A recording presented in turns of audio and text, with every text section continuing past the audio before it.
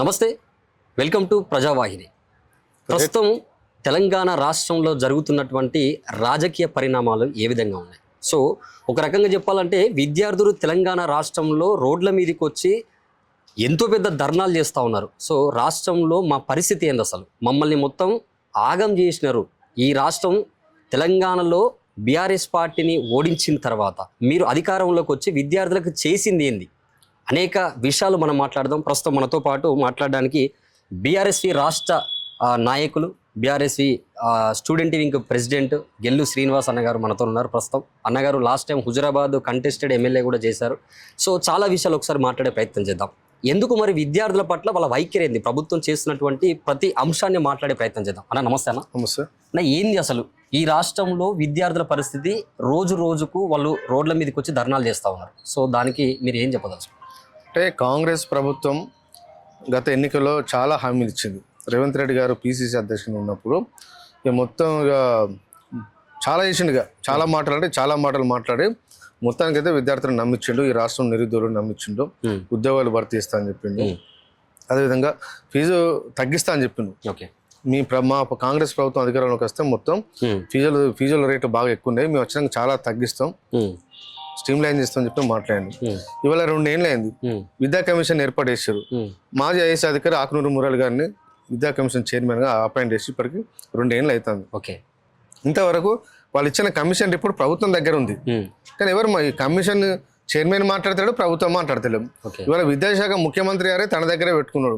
ఆయన ఏమన్నాడు, విద్యాశాఖ నా దగ్గర ఉంటే నేను సమర్థవంతంగా పనిచేస్తా, అధికారులకు భయం ఉంటుంది, బయట కూడా అందరూ భయం ఉంటుంది, కాబట్టి పేదవాళ్ళకు నష్టం జరగకుండా నేను మంచి చేస్తా అని చెప్పి మాట్లాడిన రేవంత్ రెడ్డి గారు ఇవాళ ఇప్పటి వరకు దాని మీద ఎలాంటి సమావేశాలు లేవు. అంటే అర్థమైంది, ఈ రాష్ట్రంలో విద్యను పూర్తి స్థాయిలో వ్యాపారం చేస్తూ దోసుకుంటోళ్లకు దోసుకున్నంత చేయాలనే ఉద్దేశంతో ఇవాళ రేవంత్ రెడ్డి గారు వివరిస్తున్నారు. ఒక రకంగా చెప్పాలంటే విద్యార్థులని గత హయాంలో బీఆర్ఎస్ పార్టీ అధికారంలో ఉన్నప్పుడు సో అదే విధంగా విద్యార్థులు అయితే చేసిరు, కానీ హామీలు అయితే కొంతవరకు అయితే నెరవేర్చినటువంటి పరిస్థితి అయితే మనం చాలా మంది చూసినారు. సో మరి ఇప్పుడు పరిస్థితి విద్యార్థులు మొన్న అశోక్ నగర్లో మీరు కూడా ఏది మన కూకట్పల్లిలో కూడా మీరు కూడా చూసిరు. సో చాలా మందిని అరెస్ట్ చేయడం, లాఠీ చార్జ్ చేయడం కూడా జరిగింది. అంటే విద్యార్థులే కీలకంగా పాత్ర పోషిస్తారు ఒక అధికారంలో ఒక పార్టీని తీసుకుపోవాలన్నా దింపాలన్నా. అట్లాంటి విద్యార్థులని జాబ్ క్యాలెండర్ విషయం ఇప్పటిదాకా కూడా మాట్లాడతలేరు. ఇంకొక మాట ఏంటంటే కొంతమంది మంత్రులు కూడా మేము జాబ్స్ వేయమంటున్నారు అన్న, దానికి ఎట్లా చూడొచ్చు? విద్యార్థులకు ఏం చెప్తారు? అంటే విద్యార్థులు ఆలోచిస్తారు కదా, విద్యార్థులే మర్చిపోరు, ఈ రాష్ట్రం నిరుద్యోగులే మర్చిపోరు, వాళ్ళ తల్లిదండ్రులు మర్చిపోరు. ఎన్నికల ముందు 2 లక్షల ప్రభుత్వ ఉద్యోగాలు భర్తీ చేస్తాం, ఉద్యోగాలు కాలను ఎందుకు వేయరు, మేము అధికారంలోకి వచ్చినాక వెంటనే ఫస్ట్ క్యాబినెట్లోనే 25,000 డిఎస్సి పోస్టులు భర్తీ చేస్తా అని చెప్పింది. సంవత్సరం తిరిగే వరకు మొత్తం 2 లక్షల ప్రభుత్వ ఉద్యోగాలు భర్తీ చేస్తా అని చెప్పి ఎన్నికల్లో ఎక్కడ మీటింగ్ అయితే అక్కడ మాట్లాడిన రేవంత్ రెడ్డి గారు, కాంగ్రెస్ పార్టీ నాయకులు, ఇవాళ చాలా మంది కూడా ఇవాళ మంత్రులు లేరు. మరి ఇవాళ ఎందుకు ఇంప్లిమెంట్ చేస్తలేరు? ఎన్నికల ముందు కోదండరామ్ గారు కూడా అన్నారు, కాంగ్రెస్ పార్టీ అవకాశం ఇవ్వండి, ఖచ్చితంగా జాబ్ క్యాలెండర్ అమలు ఇస్తారని చెప్పారు. వాళ్ళు ఒక జాబ్ క్యాలెండర్లే అసెంబ్లీలో బట్టి విక్రమార్క ఆనంద్ చూసి తప్ప అసలు ఎన్ని ఉద్యోగాలు ఖాళీలు ఉన్నాయి, ఏ డిపార్ట్మెంట్లో ఎన్ని ఉద్యోగాలు ఖాళీ అనే విషయాన్ని చెప్పాల్సిన బాధ్యత ఈ ప్రభుత్వం మీద ఉంటుంది. ఇంతవరకు కూడా ఏం చేయట్లేదు. అంటే దాని కారణం ఏంటంటే డిపార్ట్మెంట్ల వారిగా ఉద్యోగాలు ఖాళీ కనుక మనం నోటిఫై చేస్తుంటే ఈ రాష్ట్రంలో నిరుద్యోగులు అందరూ ఉద్యోగాలు భర్తీ చేయాలని చెప్పి డిపార్ట్మెంట్ల వారిగా ధర్నాలు అవుతాయి. సైన్స్ వాళ్ళు సైన్స్కు, ఆర్ట్స్ వాళ్ళు ఆర్ట్స్కు, కామర్స్ వాళ్ళు కామర్స్ వాళ్ళకు, లా వాళ్ళు లా డిపార్ట్మెంట్ అందరూ సంఘాలు ఏర్పాటు చేసుకొని ప్రభుత్వం ఒత్తిడి తీసుకొస్తారనే ఉద్దేశంతో వాళ్ళు ఉద్యోగాలు నోటిఫై చేస్తలేరు, డిపార్ట్మెంట్ల వారి ఖాళీలను నోటిఫై చేస్తలేరు. కానీ అయినా నిరుద్యోగులు అందరూ ఇవాళ రగులుతూ ఉన్నారు. మనం చూసి మీరు తెలిసినలా చూసారు, ఏ ఆర్గనైజేషన్ ఏ సంఘం కూడా ఏ పొలిటికల్ పార్టీ ఆర్గనైజ్ చేయలేదు. అశోక్ నగర్ చౌరస్తాలు వేసారు, వాళ్ళని అరెస్ట్ చేసారు. తెల్లందాక నైట్ కూడా తెల్లారి ముఖ్యమంత్రి గారు ఆర్ఎస్ ఎక్స్రేలో ఓడియన్ థియేటర్ ఓపెనింగ్ అంటే కూడా అది అయిపోయే వారు కూడా పోలీసు విద్యార్థిని ఏమైనా వదిలిపెట్టలేదు. అంటే నిర్బంధ పాలన కొనసాగిస్తూ ఉన్నారు. నిర్బంధాన్ని పెట్టేంత మాత్రాన నిరుద్యోగ సమస్య పోదు. ఖచ్చితంగా నిరుద్యోగులందరూ ఈ ప్రభుత్వానికి బుద్ధి చెప్పే రోజులు దగ్గరలో. మీ పాత్ర ఏందన్న? ఎస్పెషల్గా ఇప్పుడు మీరు ప్రతిపక్షంలో ఉన్నప్పటికీ కూడా అధికారంలో ఉన్నటువంటి కాంగ్రెస్ పార్టీ మీద మీ యుద్ధం ఎలాంటిది? అసలు విద్యార్థుల పట్ల మీరు ఎట్లా కొట్లాడతారు? ఇప్పుడు బీఆర్ఎస్గా కాంగ్రెస్ ఇచ్చిన హామీలు అమలు చేస్తుందని చెప్పి పబ్లిక్ సర్వీస్ కమిషన్ ముట్టడి చేసినాం, ఉద్యోగాలు భర్తీ చేయాలని చెప్పి. గ్రూప్ 1 విషయంలో కూడా వాల్యుయేషన్లో కూడా అవకత జరిగినని తెలిస్తే దాని మీద మేము బీఆర్ఎస్ మేము కొట్లాడని చేసినాం. ఫీజులు ఇంజనీరింగ్ కాలేజ్ అడవులు ఫీజులు పెంచుకుంటా ఉన్నారు, స్కూళ్ళలో ఫీజు పెంచుకుంటా ఉన్నారని చెప్పి దాని మీద మేము ప్రోగ్రామ్ చేసినాం. అక్రమ కాలేజీలకు బంద్ చేయాలి, తెలంగాణ స్థానిక నిరుద్యోగులు పెట్టుకున్న కాలేజీలని ఇవాళ మూవ్ చేస్తున్నారు. ఇవాళ కార్పొరేట్ కాలేజీలు ఇవాళ పెరుగుతూ ఉన్నాయి. దాన్ని తగ్గియాలని చెప్పి ఇంటర్మీడియట్ బోర్డు ముందు కూడా ఇలా బీఆర్ఎస్ ఆధ్వర్యంలో ధర్నా చేసాం. రేపు భవిష్యత్తులో మా పోరాటం ఉధృతం అవుతుంది. ఖచ్చితంగా ఇస్తాం. ప్రజల పక్షాన అధికారం ఉన్నా అధికారం లేకున్నా బీఆర్ఎస్ విద్యార్థి విభాగం విద్యార్థుల కోసం మేము కొట్లాడుతాం. ఓకే, ఇంకొక మాట, ప్రధానంగా తెలంగాణ రాష్ట్ర వ్యాప్తంగా కూడా ఎక్కడ చూసినా కూడా వినబడుతున్నటువంటి ఒక మాట అంటే ఇప్పుడు అధికారంలో ఉన్నటువంటి కొంతమంది నాయకులు, వాళ్ళ పేర్లు కూడా అవసరం లేదు ప్రస్తుతానికి. సో కాంగ్రెస్ పార్టీ అధికారంలోకి వచ్చిన తర్వాత బీఆర్ఎస్ పార్టీ రోజు రోజుకింత ఈ రాష్ట్రంలో లేకుండా పోతుంది, మేము చేస్తామని చెప్పేసి వాళ్ళు అంటా ఉన్నారు. వాస్తవానికి బీఆర్ఎస్ పార్టీ అంటే మొత్తం రాష్ట్ర స్థాయిలో కూడా ఎట్లా ఉంది పరిస్థితి? బీఆర్ఎస్ పార్టీని టీఆర్ఎస్ పార్టీ లేకుండా చేస్తాను, లేకుంటే వేరు. టీఆర్ఎస్ పార్టీ ఇక్కడ ఈ రాష్ట్రంలో ఉన్నదన్న రాజశేఖర రెడ్డి గారు చనిపోయారు. ఇక్కడ ఉండొద్దని చెప్పిన చంద్రబాబు నాయుడు ఈ రాష్ట్రం నుంచి విడిపోయి పక్క రాష్ట్రానికి ముఖ్యమంత్రి కావాల్సిన పరిస్థితి ఏర్పడేది. పెద్ద రాష్ట్రానికి వెళ్ళి చిన్న రాష్ట్రానికి ముఖ్యమంత్రి అయ్యారు. దానికి కారణం బీఆర్ఎస్ పార్టీ ఉంటేనే కదా. ఆ రోజు 9 సీట్లు అని చెప్పి అవహేళన చేసిన రాజశేఖర రెడ్డి గారు లేకుంటే వేరు. 9 సీట్ల ఎమ్మెల్యే సీట్లున్న అసెంబ్లీలో మేము అధికారం నెక్స్ట్ టర్మ్ వరకు అధికారంలో 2014లో బీఆర్ఎస్ పార్టీ అధికారంలో రాగలిగినాం. మమ్మల్ని ఎవ్వరు ఏం చేయలేరు. ఖచ్చితంగా మళ్ళీ నెక్స్ట్ టైం వచ్చేది కూడా బీఆర్ఎస్ పార్టీ అధికారంలోకి వస్తుంది. మేము ఎన్నికల ముందు చిన్న మా పార్టీ పరంగా కొన్ని చర్యలు తీసుకోవడంలో కొంత వెనుకబడ్డం కాబట్టి అధికారం దూరమైనాం. ఇంత 2% కదా, 1.8%తోనే మేము పవర్ లాస్ అయిపోయినాం.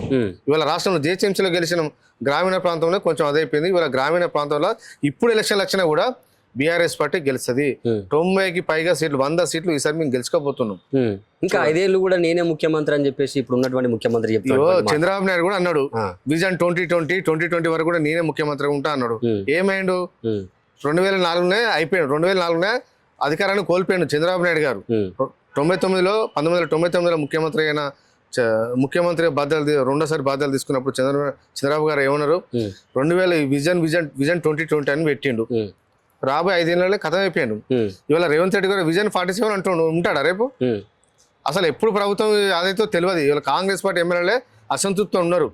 మేము గ్రామాలలో ఏం చేయలేకపోతున్నాం, కనీసం రోడ్లు వేయలేకపోతున్నాం, ఇచ్చిన హామీలు నెరవేర్చలేకపోతున్నాం చెప్పి ఇవాళ చాలా మంది కాంగ్రెస్ పార్టీ ఎమ్మెల్యేలు ఇవాళ బాధపడట్లేదు. మీరు మీరు తట్టండి ఎమ్మెల్యేలు, వాళ్ళు ఎంత బాగా గోడ ఆఫ్ కెమెరా ముందు వాళ్ళు ఎంత వాళ్ళ బాధ చెప్పుకుంటారో తెలుస్తుంది. ఓకే, ఇప్పుడు ప్రధానంగా తెలంగాణ రాష్ట్రము తెచ్చుకున్నది కూడా నిధులు నియామకాలు అనే అంశం మీద.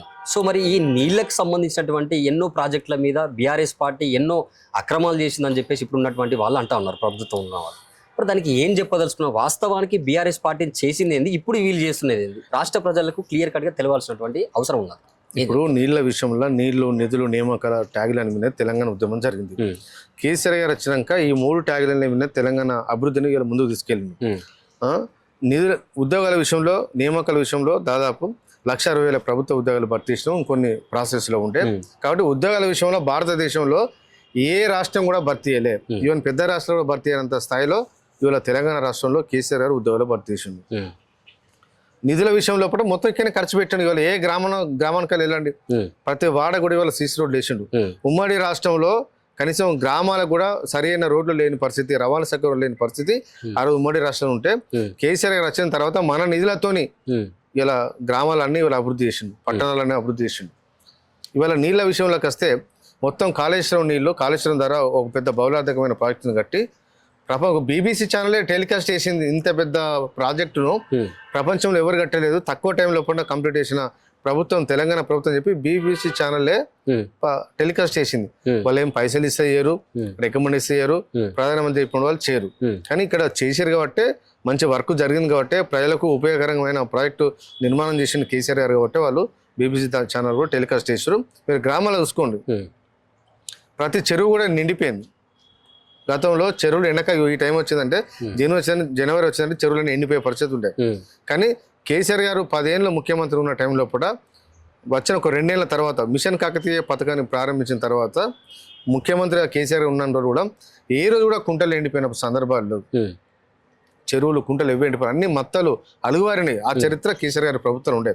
ఇవాళ ఏమైంది, ఇవాళ కాళేశ్వరాన్ని పండబెట్టి ఈ గోదావరి నీళ్ళని ఆంధ్ర కలవడం ఉద్దేశంతో చంద్రబాబు నాయుడు గారికి బెనిఫిట్ చేయాలనే ఉద్దేశంతో ఇవాళ రేవంత్ రెడ్డి గారు వివరిస్తున్నారు. చాలా మంది అంటా ఉన్నారు చంద్రబాబు నాయుడు చెప్తే ఇంటర్ అని చెప్పేసి. అట్లెట్లా సాధ్యం అవుతుంది? ఇప్పుడు తెలంగాణ రాష్ట్రం సపరేట్ ఏర్పడ్డ తర్వాత తొలి ముఖ్యమంత్రిగా 2 దఫాలుగా చేసినటువంటి కేసీఆర్ గారు, దాని తర్వాత సరే మీరు అన్నది ఏదో కొద్ది శాతంతోనే మేము అధికారం కోల్పోయినాం అంటున్నారు కదా. మరి ఆ ముఖ్యమంత్రికి ఈయనకు సంబంధాలు ఎట్లుంటాయి? వాస్తవానికి ఆ పార్టీలో చేసిండు. Seemandhra media okay. వాళ్ళు చేసిన గ్లోబల్ ప్రచారంతో ఇక్కడ రేవంత్ రెడ్డి గారు ముఖ్యమంత్రి కాగలేరు. సీమాంధ్ర మీడియా ఎవరి చేతున్నది? ఇవాళ చంద్రబాబు కన్సల్లా చంద్రబాబు యొక్క సహకారంతో నడిచే ఛానల్ అన్ని కూడా ఇవాళ కాంగ్రెస్ పార్టీకి రేవంత్ రెడ్డి కోసం పనిచేసిన ఇక్కడ ఆ కృతజ్ఞతతో ఇవాళ తెలంగాణ ఇవాళ ఎడారి చేస్తుండే ఇవాళ రేవంత్ రెడ్డి గారు. ఇవాళ కృష్ణానది జలాల్లో మన వాట మనకు తెలిసాలని చెప్పి కేసీఆర్ గారు గడిచిన 10 ఏళ్ల లోపల కేంద్రం మీద పోరాటం చేసిండు. రేవంత్ రెడ్డి గారు ఏమన్నారు? మేము కేంద్రాన్ని ఒప్పిస్తాం, చేస్తాం, 2 బడే బాయ్ చోటే బాయ్ లెక్క మేము వివరిస్తాం అని చెప్పి మాట్లాడు. 2.5 ఏళ్ళైనా ఇవాళ కృష్ణానది జలాల్లో వాట ఎందుకు తెల్చలేకపోతుండు? నీకు అనుకూలమైన ప్రభుత్వం ఇవాళ కేంద్రం ఉన్నాయి కదా. వ్యక్తిగతంగా నీకు అనుకూలమైన ప్రభుత్వం ఇవాళ కేంద్రంలో ఉన్నప్పుడు బీజేపీ ఇక్కడ వాళ్ళు బలైపోతూ తనను తాను తగ్గించుకొని కాంగ్రెస్ పార్టీకి పవర్ వచ్చే విధంగా ఈ రాష్ట్రంలో బీజేపీ వ్యవహరించింది. బండి సంజయ్ కేసీఆర్ గారిని తిడతారు, రేవంత్ రెడ్డిని ఒక మాట అన్నాడు. రఘునందన్ రావు గారు కేసీఆర్ గారిని అంటారు, రేవంత్ రెడ్డిని ఒక మాట అన్నాడు. అరవింద్ కుమార్ గారు కేసీఆర్ అంటారు, రేవంత్ రెడ్డి గారిని ఒక మాట అన్నారు. ఇట్లా బీజేపీ నాయకులు అందరూ కిషన్ రెడ్డి 2 పార్టీలు ఒకటి అంటున్నారా? 2 పార్టీలు ఒకటి. ఇక్కడ తెలంగాణ మట్టుకు మాత్రం కాంగ్రెస్ బీజేపీ ఒకటే. మొన్న ఎంపీ ఎలక్షన్ లో చూసారు కదా, సరైన సీట్లు పంచుకున్నట్టుగా లోపకార ఒప్పందంతో వాళ్ళు అభ్యర్థులను మార్చుకున్నారు. వాళ్ళు ఓటు ట్రాన్స్ఫర్ విధంగా వ్యవహరించారు.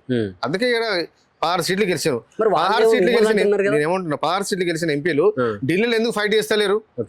బీఆర్ఎస్ పార్టీ ఎంపీలు తెలంగాణ అంశం వచ్చినప్పుడు గడిచిన 10 ఏళ్ల లోపల కేంద్రం మీద ఫైట్ చేశారు. ఏ రోజు కూడా కాంప్రమైజ్ కాలే, ఎవరికి భయపడలే. నీళ్ల విషయంలో అయినా, నిధుల విషయంలో, ఏ విషయంలో అయినా కూడా తెలంగాణకు అన్యాయం జరుగుతుందని చెప్పి గొంతెత్తి మాట్లాడిన ఎంపీలు ఆ రోజు ఉన్నారు. ఇవాళ మౌన మునిలు వీళ్ళంతా మౌనంగా ఉంటారు. ఏ ఎంపీ పార్లమెంట్ లో మాట్లాడుతున్నారు చెప్పారు? బీజేపీలు అంటే మాట్లాడారు 8 మంది, ఎందుకంటే కేంద్రంలో వాళ్ళు అధికారులు ఉన్నారు కాబట్టి. మిగతా కాంగ్రెస్ పార్టీ ఎంపీలకు ఏమైంది 8 మందికి? పార్లమెంట్ లో ఎందుకు మాట్లాడారు? హైదరాబాద్ లో మీడియా ముందు మాట్లాడి కాదు, మీకు ఓట్లు వేసింది పార్లమెంట్ లో మాట్లాడాలని. ఎందుకు మాట్లాడతలేరు మీరు కాంగ్రెస్ పార్టీ ఎంపీలు? మోడీ అంటే భయమా, లేదా మోడీతో మీకు ఏమైనా సంబంధాలున్నాయా? వాళ్ళేమో మిమ్మల్ని అంటున్నారు కదా, బీఆర్ఎస్ పార్టీ బీజేపీ 2 ఒకటి అని చెప్పేసి ఇప్పుడు ఉన్నటువంటి ప్రభుత్వం. ఏదో ఒకటైనా చెప్పండి, ఎక్కడ ఒకటి చెప్పండి. మీరు చూస్తే కనిపిస్తలేదా? ఇవాళ లోక్సభలో మా ఎంపీలు అంటే మొత్తం నిలదీష్టోళ్ళు. మాకు ఎంపీలు ఎరగొట్టి మేము ఊకున్నాం. రాజ్యసభలో అయినా మా ఎంపీలు ఎరగొట్టి మా రాజ్యసభలో మా ఎంపీలు ఇలా కొట్లాడుతూ ఉన్నారు. అంటే మరి ఏంది అసలు నెక్స్ట్ స్టెప్ ఏందట? మీరు విద్యార్థి నాయకుడిగా తెలంగాణ రాష్ట్రంలో ఉన్నటువంటి విద్యార్థులకు కాంగ్రెస్ పార్టీ చేస్తున్నటువంటి అన్యాయం ఏదైతే ఉన్నదో, మీరు చెప్తున్నటువంటి మాట కావచ్చు, విద్యార్థులు రోడ్ల మీదకి వస్తున్న పరిస్థితి కూడా చూస్తున్నాం. అంతిమంగా మీరు చెప్పే మాట ఏంది, వాళ్ళకి ఇచ్చే భరోసా ఏంది, మీరు ఏ స్టెప్ తీసుకుంటారు? ఖచ్చితంగా పోరాటాలు చేస్తాం. విద్యార్థుల కోసం పోరాటం చేస్తాం, నిరుద్యోగుల కోసం బీఆర్ఎస్ పార్టీ పోరాటం చేస్తుంది. ఈ రాష్ట్రంలో సబ్బండ వర్గాల కోసం కూడా బీఆర్ఎస్ పార్టీ పోరాటం చేస్తుంది. ఖచ్చితంగా అంతిమ విజయం తెలంగాణ ప్రజలు బీఆర్ఎస్ పార్టీకి ఇస్తారు. కేసీఆర్ గారిని మరొకసారి ముఖ్యమంత్రి అయితేనే ఈ సమస్య అన్నిటికీ పరిష్కారం అవుతుంది. ఇంకోటి, మొన్న ఫైనల్ గా రేవంత్ రెడ్డి గారు ఉస్మానియా యూనివర్సిటీ వేదికగా నేను ఇంత బడ్జెట్ కేటాయిస్తున్న విద్యార్థులకు, నిరుద్యోగులకు అని చెప్పి చెప్పడం జరిగింది. సో దాంతో నిరుద్యోగులు అక్కడ దాకా ఆగే అవకాశం ఉంటుందా, లేకపోతే దాన్ని పట్టించుకోకుండా ఎన్ని రోజులు అభ్యపెడతారు? 1000 కోట్లు ఇస్తామని చెప్పి ఒక చిత్తు కాగితం తీసుకొచ్చిండు. ఆయన బడ్జెట్లో పెట్టిండు 1000 కోట్లు ఏమన్నా. ఇప్పుడు ఒక బడ్జెట్ పెట్టేటప్పుడు ఏమైతే ప్లాన్ చేస్తారు. ఇగో ఈ బిల్డింగ్ కన్స్ట్రక్షన్ ఇంత అవుతుంది, ఈ గ్రౌండ్ కన్స్ట్రక్షన్ ఇంత అవుతుంది, అకాడమిక్స్ ఇంత అవుతుంది, ఫ్యాకల్టీ కోసం టీచింగ్ కోసం ఇంత డబ్బు ఖర్చు అవుతుంది అని చెప్పి ఒక ప్లాన్ ఉంటుంది. ఏం ప్లాన్ లేకుండా వాటికి 1000 కోట్లు అని చెప్పి ఒక ఆర్డర్ తీసుకొచ్చి అయిపోతుందా? ఏ అకౌంట్ ట్రాన్స్ఫర్ చేసి చెప్పండి. ఉస్మాన్ సిటీలో ఉన్న బ్యాంక్ అకౌంట్ ఉంటే ఏ అకౌంట్ ట్రాన్స్ఫర్ చేసిండో ప్రభుత్వం చెప్పాలి, లేదంటే వీసీ గారు అనే చెప్పాలి. వాళ్ళు ఎందుకంటే అండర్స్టాండింగ్ ఉంది. ఎంతసేపు నేను ఓయి ఖర్చు ఇది చేస్తున్నా అది చేస్తున్నా మాట్లాడడం తప్ప రేవంత్ రెడ్డి గారు ఉస్మాన్ సిటీకి ఒక 9 పైసలు ఇవ్వాలి ఇప్పటి వరకు. ఖచ్చితంగా 1000 కోట్లు ఇచ్చే వరకు కూడా విద్యార్థులందరినీ ఏకం చేస్తాం. రేవంత్ రెడ్డి మెడల్ వంచైనా సరే 1000 కోట్లు వచ్చే విధంగా మేము పోరాటం చేస్తాం. ఫైనల్ గా 2 దఫాలుగా ముఖ్యమంత్రిగా ఉన్నటువంటి కేసీఆర్ గారిని ఇప్పుడున్నటువంటి అధికారంలో ఉన్నటువంటి కొంతమంది నాయకులు కావచ్చు, ప్రధానంగా ఉన్నటువంటి నాయకులు కావచ్చు, సో వాళ్ళు కేసీఆర్ గారిని అంటున్నటువంటి మాటల మీద మీ అభిప్రాయం? అసలు ప్రజలే పట్టించుకుంటారు కాంగ్రెస్ పార్టీ నాయకుల మాటలు. మొన్న రీసెంట్గా ఒక సోషల్ మీడియాలో చూసినాం, కాళేశ్వరం కుంగిపోయింది, కాళేశ్వరం పర్యలు వారింది అని చెప్పి మాట్లాడిన రేవంత్ రెడ్డి గారు దాన్ని నింపడానికి ఆయన సిమెంట్ లేదా, లేకపోతే తాపి మేస్త్రి లేడా అంటే ఒక చదువుకునే వ్యక్తి కూడా చిన్న అనలైజ్ చేసి చెప్పగలుగుతుంది. అధికారం నీ చేతున్నప్పుడు ఎందుకు చేయలేకపోతున్నావు అంటుండు. చిన్న ఒక పిల్లరు ఒక చిన్న అది కుంగింది, మా అనుమానం ఏంటంటే దాన్ని పేల్చిరు అది. ఎందుకంటే కుంగితే కుంగినట్టుంటది, వెళ్ళినట్టుంటది. మాకైతే మా అనుమానం అయితే పేర్చిరని చెప్పి మేము భావిస్తూ ఉన్నాం. దాని విషయం భవిష్యత్తులో తెలుస్తుంది, కానీ దాన్ని రిపేర్ చేయలేరా? ఇవాళ ఏంటంటే కాళేశ్వరం గోదావరి పరివాహక ప్రాంతం లోపల ఇసుకని మొత్తం తోడేలాగా తోడుకునడానికి ఇవాళ కాళేశ్వరాన్ని ఈ ప్రభుత్వం పండబెడుతుంది. అంటే వాళ్ళు కూడా అదే అంటున్నారు కన్నా, వీళ్ళు ప్రభుత్వంలో ఉన్నప్పుడు కూడా వాళ్ళే ఏ అదే రోజు చేసిర్రు, గోదావరి ఇసుక నదిలో మాఫియా చేసిర్రు వాళ్ళు అంటా ఉన్నారు. ఏ రోజు కూడా గోదావరి నదిలో మేము ఇసుక తీయలేదు, పద్ధతి ప్రకారం వేసినాం. కానీ వీళ్ళు ఏం చేస్తారు, వీళ్ళు ఏం టెండర్ లేకుండా మొత్తం తోడుకుంటున్నారు వాళ్ళే. తప్పు కదా. మేమున్నప్పుడు ఇసుక ద్వారా ప్రభుత్వానికి ఆదాయం వచ్చింది. ఇవాళ ఈ కాంగ్రెస్ ప్రభుత్వం ఇసుక ద్వారా నాయకుల జేబులకు ఆదాయం పోతుంది. ఎవరికి నష్టం? ప్రజలకు నష్టమా లేకపోతే నాయకులకు నష్టమా? మేమున్నప్పుడు ప్రజలకు లాభం జరిగింది. ఈ రోజు కాంగ్రెస్ పార్టీ నాయకులకు లాభం జరుగుతుంది. మరి ఇటేమో ముఖ్యమంత్రి తెలంగాణ రైజింగ్ అని చెప్పి అంటున్నారు, ప్రపంచంలో నెంబర్ 1 గానే అంటున్నారు. మీరేమో వాళ్ళు ఏం చేస్తలేరు. నిజంగా చంద్రబాబు లేకుండా వేయండు, రైజింగ్ రేవంత్ రెడ్డి కూడా లేకుండా పోతాడు. ఫైనల్ గా డెఫినెట్ 100% ఖచ్చితంగా వచ్చేది బీఆర్ఎస్ పార్టీ. బీఆర్ఎస్ పార్టీ అయితేనే ఈ రాష్ట్రంలో నిరుద్యోగ సమస్య తగ్గుతుంది, నీళ్ల సమస్య తగ్గుతాయి, శాశ్వత ప్రతిపాదక నీళ్ల సమస్య తగ్గుతుంది, అన్ని వర్గాల ప్రజలు బాగుంటారు, అన్ని కులాలు బాగుంటాయి. కేసీఆర్ గారు ముఖ్యమంత్రి ఉంటారు. తప్పకుండా కేసీఆర్ గారు అధికారంలోకి రాబోతున్నారు. ప్రజలు ఎదురు చూస్తా ఉన్నారు. ఎప్పుడు ఎమ్మెల్యే ఎలక్షన్ వస్తుందని చెప్పి ప్రజలు ఎదురు చూస్తున్నారు. ఓకే అన్న, థ్యాంక్ యూ. ఇది చూస్తున్నారు కదా, అంటే రాష్ట్రంలో జరుగుతున్నటువంటి ప్రతి అంశాన్ని మనమైతే ప్రజల్లోకి తీసుకెళ్లేటటువంటి ప్రయత్నం చేసినాం. సో ఇటు నీళ్లు కావచ్చు, నియామకాలు కావచ్చు, నిధులు కావచ్చు, ఈ ప్రభుత్వం చేస్తున్నటువంటి ప్రతి అంశాన్ని క్లియర్ గా. సో ఆ తెలంగాణ రాష్ట్ర ప్రజలు తప్పకుండా ప్రభుత్వంలో ఉన్న వాళ్ళు ఏం చేస్తా ఉన్నారు, సో ప్రతిపక్షంలో ఉన్నవాడు ఎంతవరకు కొట్లాడుతున్నారు అనే విషయాన్ని తప్పకుండా తెలుసుకుందాం.